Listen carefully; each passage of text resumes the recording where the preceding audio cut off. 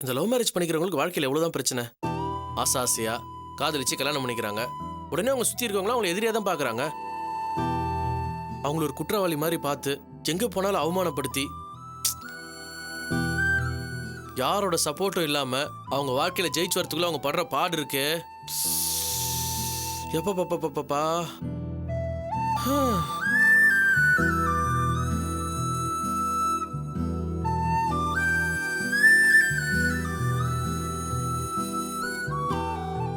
குட்டிமா, உன் கையை கொடு.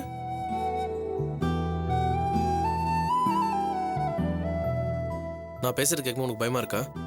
கொஞ்சம் இருக்கு, இருந்தாலும் சொல்லுங்க. இந்த பிரச்சனைக்கு என்ன தீர்வுன்னு எல்லார்கிட்டையும் கேட்டேன். எல்லாரும் சொல்லி வச்ச மாதிரி ஒரே பதில் தான் சொல்றான் குட்டிமா. அவர் ஒருத்தரால் தான் இந்த பிரச்சனையை தீர்க்க முடியுமா? யாருங்க? அவர் வந்தாதான் பிரிஞ்சிருக்கிற நம்ம குடும்பம் ஒண்ணு சேருமா. புருஷன் பொண்டாட்டிக்குள்ள இருக்கிற காதல் இன்னும் அதிகமாகுமா. அது மட்டும் இல்ல, அவர் கடவுள் மாதிரியா. அவர் வீட்டுக்குள்ள காலடி எடுத்து வச்சாலே வீடே செழிப்பாயிடுமா குட்டிமா. சஸ்பென்ஸ் வைக்காம அது யாருன்னு சொல்லுங்களேன். அது வேற யாரும் இல்ல, நம்ம குழந்தை தான். போங்க.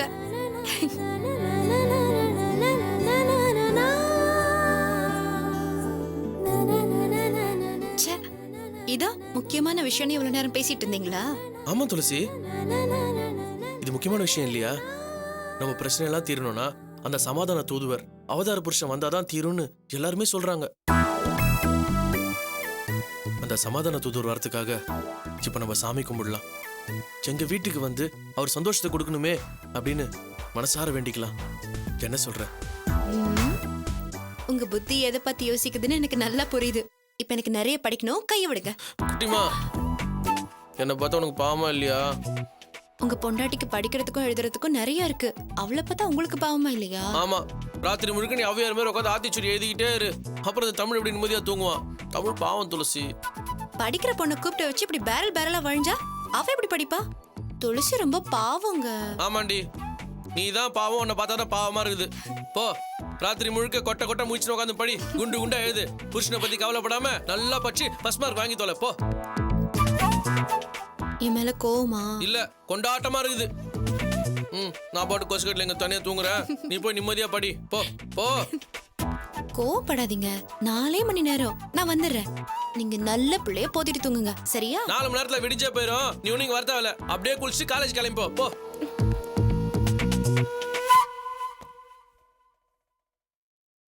என்னங்க?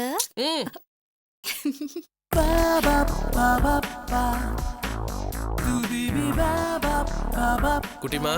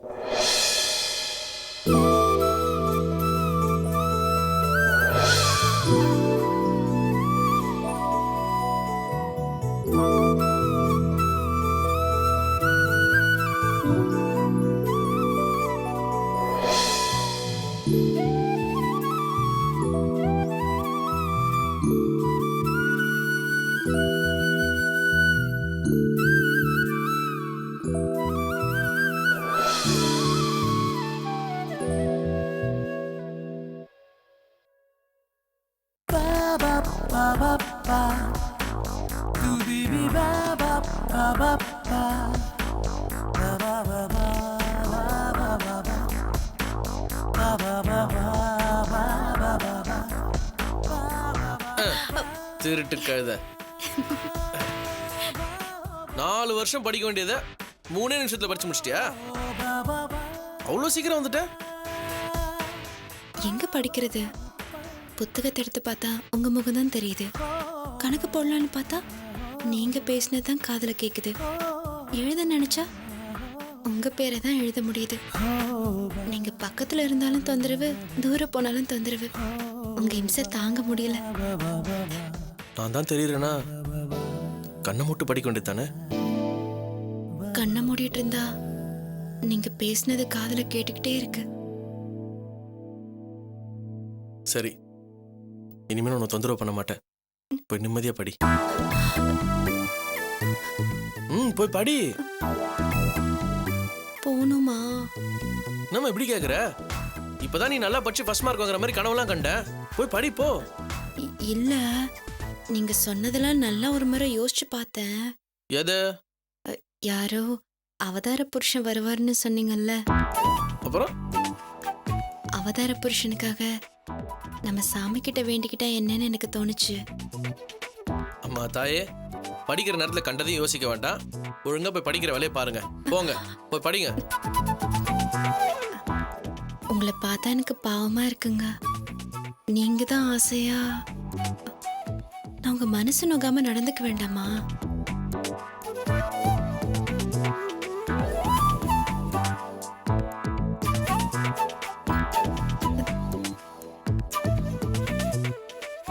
மக்கு, தமிழ் ஏங்கியே செத்துருவான்னு பாதிலே படிக்கிறது விட்டு வந்துட்டியா? பார், உன்னை சும்மா சீண்டி பார்க்கறதுக்காக தான் அந்த மாதிரி பேசினேன். இப்போதைக்கு உனக்கு படிப்பு தான் முக்கியம், மற்றதெல்லாம் அப்புறம் தான்.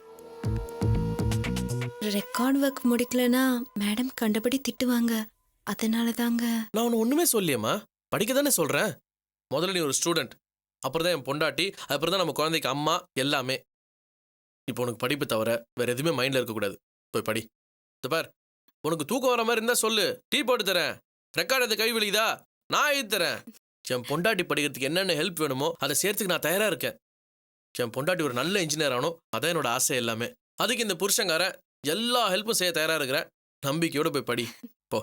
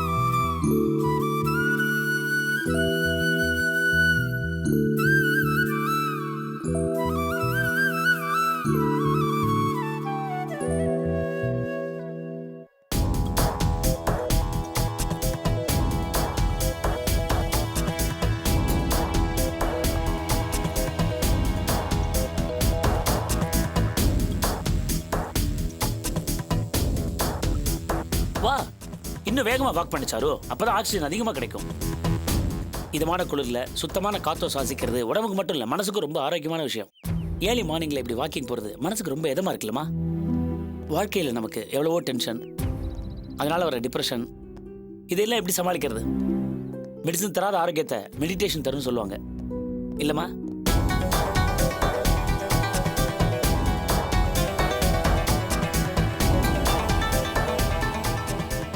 ஏமா அமைதியா வர? நம்ப முடியலையா? வாழ்க்கையில் நான் எவ்வளோ விஷயத்தில் தோற்றுருக்கேன். எனக்கு கஷ்டம்னு வரும்போதெல்லாம் நான் கடவுள்கிட்ட போகிறதில்ல, காலார நடப்பேன், ஆழமாக இழுத்து மூச்சு விடுவேன். நடக்கிறது எல்லாமே நல்லதுக்கு, எல்லா பிரச்சனையும் தீர்ந்துடுச்சுன்னு எனக்கு நானே சொல்லிப்பேன். அது ஒரு கான்ஃபிடன்ஸ் கொடுக்கும். நம்ம மனசுக்கு நாம தானேமா மருந்து. பெரியப்பா, என்னம்மா? என்கிட்ட என்ன எதிர்பார்க்குறீங்க? நான் என்ன சொல்லணும்னு நினைக்கிறீங்க? ஒன்றும் இல்லையே. எதுவா இருந்தாலும் நேரடியா பேசணும்னு சொல்வீங்களே பெரியப்பா. இன்னைக்கு உங்களுக்கு என்ன ஆச்சு? எதுக்கு இப்படி சுத்தி வளைச்சு பேசுறீங்க? இல்லம்மா. தயங்காதீங்க. மாப்பிள்ளை வீட்ல என்ன சொன்னாங்க? அது எதுக்குமா கேக்குற? நீங்க காலையில வாக்கிங் போலான்னு சொல்லும் போதே நான் புரிஞ்சுக்கிட்டேன் பெரியப்பா. என்ன சொன்னார் அந்த டாக்டர்? என்ன பிடிக்கலன்னு சொன்னாரா? உங்க பொண்ணுக்கு வேற மாப்பிள்ளை பார்த்து கல்யாணம் பண்ணி வைங்க, ஆனா கொஞ்ச நாள் கழிச்சு கல்யாணம் பண்ணி வைங்கன்னு சொன்னாரா? உனக்கு எப்படிமா தெரியும்? அப்ப அவருக்கு என்ன பிடிக்கலன்னு தான் அர்த்தம். அவர் இதை தான் சொல்வார்னு எனக்கு முன்னாடியே தெரியும் பெரியப்பா. என்னை பொண்ணு பார்க்க வரும்போது அவர் என்கிட்ட பேசின விஷயங்கள் எதுவுமே சரியாவே இல்லை. ஆமா பெரியப்பா, அவருக்கு என் மேல சந்தேகம். போன்ல யாரோ நான் ஒருத்தரை லவ் பண்றதா சொல்லியிருக்காங்க.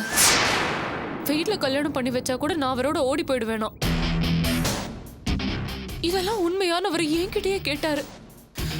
எனக்கு அப்ப எவ்வளவு கோவமா வந்துச்சு தெரியுமா? அந்த டாக்டர் கொன்னுடலான்னு நினைச்சேன்.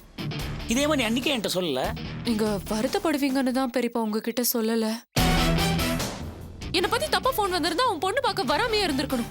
முட்டாள்தனமா வந்தது மட்டும் இல்லாம என்னை பத்தி என்கிட்டயே விசாரிக்கிறான். ஈடியட். அதால் சரியான சாடிஸ்ட் பெரியப்பா. என்னம்மா சொல்ற? இந்த கல்யாணம் பிடிக்காம நீ ஏன் போன் பண்ணி தப்பா பேசினியான்னு என்கிட்ட கேட்டாரு. ஒழுக்கம் கிட்டவ ஓடி போனவன்னு தன்னைத்தானே யாராவது அசிங்கப்படுத்திக்குவாங்களா பெரியப்பா? பெரியப்பா, அவர் என்னமோ போன் வந்ததுன்னு சொல்றதெல்லாம் பொய்யா தான் இருக்கும். நான் கெட்டு போனவளா இல்லையான்னு தெரிஞ்சுக்கதான் அவர் ஏதோ கதை சொல்றாருன்னு நினைக்கிறேன். ஏமா நீ தமிழை பத்தி அவர்கிட்ட பேசினதா சொன்னாரு, அவரா கேட்காம நீ அதுக்குமா பேசின? பேசக்கூடாதா பெரியப்பா? நீங்க அவர்கிட்ட இதை பத்தி ஒண்ணுமே சொல்லலையா? இல்ல சாருமா, உன்னை பத்தி எல்லா விஷயமும் அவர்கிட்ட சொல்லிருக்கோம். சொல்லிட்டீங்கல்ல, அப்புறம் பேசுறதுல என்ன தப்பு இருக்கு? அந்த ஆளுக்கு என் மேல சந்தேகம் இல்ல பெரியப்பா, நின்னு போன என் கல்யாணத்து மேல. அந்த டாக்டர் என்ன முதல்ல பார்த்தது நம்ம வீட்ல இல்ல பெரியப்பா, ஹாஸ்பிட்டல்ல. தமிழை பார்க்க நான் ஹாஸ்பிட்டலுக்கு போயிருந்தப்பதான் அவர் என்ன ஃபர்ஸ்ட் மீட் பண்ணாரு. அப்போ தமிழுக்கும் உனக்கும் என்ன உறவுன்னு என்கிட்ட கேட்டாரு. நான் ஜஸ்ட் ஃப்ரெண்டுன்னு சொன்னேன். ஆனா என்ன பொண்ணு பார்க்க வந்தப்பவும் திரும்பவும் அதே தான் கேட்டாரு. அவர் சந்தேகப்படுறது தெரிஞ்சு வேற வழி இல்லாம நிச்சயதார்த்தத்துல இருந்து நின்னு போன கல்யாணம் வரைக்கும் எல்லாத்தையும் அவர்கிட்ட சொன்னேன். என் மனசுல எந்த தப்பான ஐடியாவும் இல்லைன்னு சொல்லியும் அவருக்கு சந்தேகம் தீரல. தமிழுக்கு கல்யாணம் ஆனது தெரிஞ்சும் அவரை நீ விரும்புறியான்னு என்கிட்ட கேட்டாரு. அதுக்கு என்ன பெரியப்பா அர்த்தம்? ச்சே, நல்லா படிச்சவன் நாகரிகமா நடந்துப்பான்னு நினைச்சேன். இவ்வளவு மோசமா நடந்துப்பான்னு எதிர்பார்க்கல. நீங்க எப்படி பெரியப்பா அவரை பார்த்து ஏமாந்தீங்க? அந்த ஆளு டாக்டருக்கு படிச்சிருக்கலாம், ஆனா கொஞ்சம் கூட மனிதாபிமானமே இல்லாம யோசிக்கிறாரு. என்ன பிடிக்கலன்னா என்கிட்ட நேரடியா சொல்லிருக்கலாம்ல பெரியப்பா. எதுக்கு அவர் உங்களை கூப்பிட்டு சொல்லணும்? உங்ககிட்ட நல்லவர்னு காட்டிக்கிறதுக்காகவா? கல்யாணம் நின்னுட்டா அந்த குடும்பத்தை எதிரியா தானே பார்க்கணும். நீ எப்படி ஃப்ரெண்ட்லியா பழகுறன்னு கேக்குறாரு. கல்யாணம் நின்னுட்டா பாசம் காட்டுறது தப்பா பெரியப்பா? தப்புன்னு சொல்றாரு. இப்படி சராசரியான ஆள் கூட கல்யாணம் ஆயிருந்தா என் வாழ்க்கை என்ன ஆயிருக்கும்? நீ சொல்றது கரெக்ட் தாமா. அந்த ஆள் படிச்ச முட்டாள் மட்டும் இல்ல, சரியான சந்தேக பிராணி. அவனை சீப்போன்னு விட்டு தருமா?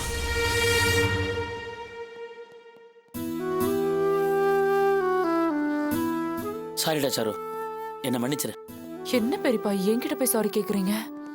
பிரச்சனை இல்லாத நல்ல பையனை பார்த்து கல்யாணம் பண்ணி வைக்கிறேன், என்ன நம்பி ஒத்துக்கோன்னு நான் தானே ப்ராமிஸ் பண்ணேன். நீயும் என்ன நம்பி தானே ஒத்துக்கிட்ட. இப்படி தப்பான மாப்பிளைய பார்த்துட்டேன்னு எனக்கு எவ்வளவு வருத்தமா இருக்கு தெரியுமா? விடுங்க பெரியப்பா, யாரையும் பார்வையால முடிவு பண்ண முடியாது. மனசுல இருக்கிற அழுக்கு பேசினா தானே தெரியும். ச்சே, இனிமே எதை நம்பி மாப்பிள்ளை பாக்குறேன்னு புரியல சாரு. வரவன் எல்லாம் இப்படி இருந்துட்டா அதை நினைச்சா கொஞ்சம் பயமா இருக்கு. அப்படி வாங்க வழிக்கு. என்ன பெரியப்பா, எல்லாருமே அந்த ஆள் மாதிரி மோசமா இருப்பாங்களா? எனக்கு நீங்க அது ஒரு நல்லவர் இருப்பாரு, விடுங்க. அப்ப வேற மாப்பிளைய பார்க்கலாம்னு சொல்றியா சாரு? பாத்தீங்களா, ஒண்ணு போனா இன்னொன்னு அவசரப்படுறீங்களே. இப்படி அவசரப்பட்டு பார்த்தா எல்லாம் தப்பு தப்பா தான் முடியும். எனக்கு ஒரு 6 மாசம் டைம் கொடுங்க பெரியப்பா, நான் அப்புறமா கல்யாணம் பண்ணிக்கிறேன் ப்ளீஸ். ஆமா சாரு, நீ சொல்றது சரிதான். 6 மாசமோ இல்லாட்டி 1 வருஷமோ நம்ம கொஞ்சம் கேப் விட்டுட்டா அதுக்குள்ள தமிழுக்கும் குழந்தை பிறந்து அவர் செட்டில் ஆயிடுவாரு. அதுக்கப்புறம் உன்னையும் தமிழையும் நினைச்சு பேசுற நான்சென்ஸ் ஸ்டாக் எல்லாம் காணாம போயிடும். அதுக்கு பின்னாடி நீ கல்யாணம் பண்ணிக்கிட்டா போதும். நான் சொல்றது சரிதானேமா? டாக்டர் சொன்னதை அப்பா கிட்ட சொல்லிட்டீங்களா? இன்னும் சொல்லலமா. அவன் உன்னை தப்பா பேசினது தெரிஞ்சா ராகவன் அடக்க முடியாது, வீடேறி சண்டைக்கு போயிடுவான். சந்தேகப்பட்டது, தப்பா பேசினது, முட்டாள்தனமா நடந்துக்கிட்டது எல்லாம் அவன். ஆனா ரொம்ப ஆனஸ்டான மாதிரி பேசிட்டானே. நீ ரொம்ப மனக்குழப்பத்தில் இருக்கிறதாவும் தமிழை மறக்க முடியாம மென்டல் டிப்ரெஷன்ல சைக்கிக்கா மாறிட்டதாகவும் சொல்றான். ஃபூல். வேற என்ன சொன்னா? உன்னை ஒரு நல்ல சைக்காட்ரிஸ்ட காட்ட சொன்னாமா. காட்ட வேண்டியது ஒன்னும் இல்ல, அவனை. அவன் தான் சரியான சைக்கோவா சாடிஸ்டா இருக்கான்.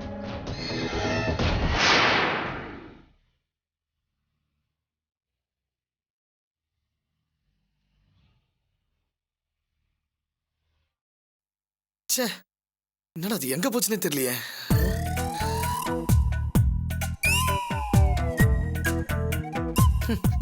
தேடி தேடி வயசாரும் போல. ஏப்பா போலீஸ், எதை மும்மரமா தேடிட்டு இருக்க? என்னங்க தேடிட்டு இருக்கா? யாருக்கு தெரியும்? கடமை தவறாத போலீஸ் வீட்டுக்குள்ள எதையோ தேடிட்டு இருக்கு. கேட்டா காது வேற கேட்க மாட்டேங்குது, முறைக்கிறாரு. அது வந்துமா, நம்ம மகனை கண்ணை மூடிக்கிட்டு பார்த்தா துப்புரையும் போலீஸ் ஆபீசர் மாதிரி இல்ல? எந்திருப்பா. எதுக்குடா? எந்திருப்பா. தலமா. ச்சே, இங்கே இல்லையா? டேய், என்னத்தை தேடுறேன்னு சொல்லிட்டு தேடுறா. பொறுப்பு இல்லாம எதையாவது தொலைச்சிட்டியா? ஆமா, நீ மட்டும் ரொம்ப பொறுப்போட இருக்கிற. அதுக்கு இல்லடா, எதை காணும்னு சொன்னா நாங்க 2 பேரும் சேர்ந்து தேடுவோம். நீ ஒண்ணு தேட தேவையில்லப்பா, நான் பாத்துக்கிறேன். சரி அம்மா, நீ ஏதாவது கேளுமா. டேய், என்னத்தை தாண்டா தேடுற? சாக்ஸ காணுமா? சரியா போச்சு போ. தலை இருக்கு, அறிவு இல்ல. ஷூ இருக்கு, சாக்ஸ் இல்ல. இப்படி பொறுப்பு இல்லாம இருந்தான்னா இவனை எப்படி கரை சேர்க்க போறேனோ தெரியல. டேய், தொலைச்சவன் பேர் போலீஸ் இல்லடா, தொலைஞ்ச பொருளை கண்டுபிடிச்சு கொடுக்கறவன் பேர் தான் போலீஸ். உன் வயசுல நான் டியூட்டியில இருக்கும்போது எப்படி இருந்தேன் தெரியுமா? ஏங்க, நீங்க கொஞ்சம் சும்மா இருக்கீங்களா? அவனே டியூட்டிக்கு போற அவசரத்துல ஷூ இருக்கு, சாக்ஸ காணும்னு சாக்ஸ் தேடிட்டு இருக்கான். நீங்க வேற அவனை வெறுப்பேத்திட்டு இருக்கீங்க. ஆமா, காலுக்கு போடுற சாக்ஸ் தானே நடந்து போய் கட்டிலுக்கடியில ஒளிஞ்சுக்கிட்டு இருக்கும். இவன் தேடுற லட்சணத்தை பார்த்தா இந்த ஜென்மத்துல சாக்ஸ் கிடைக்காது. ஒவ்வொரு பொருளையும் கரெக்டா அந்தந்த இடத்துல வச்சா அப்புறம் தேட வேண்டி இருக்குமா? சாக்ஸ தேடிட்டே இருறான். ரிட்டையர் ஆகிறதுக்குள்ள கண்டுபிடிச்சிட்டீங்கன்னா கவர்மெண்ட்ல விருது கொடுத்துருவாங்க. வாய் வச்சுட்டு சும்மா இருக்காரா பாரு. டேய், நான் கொடியில காய்தானே போய் பார்த்துட்டு வரேன்டா. எங்க போச்சுன்னே தெரியல. எலி தூக்கி இருக்குமா?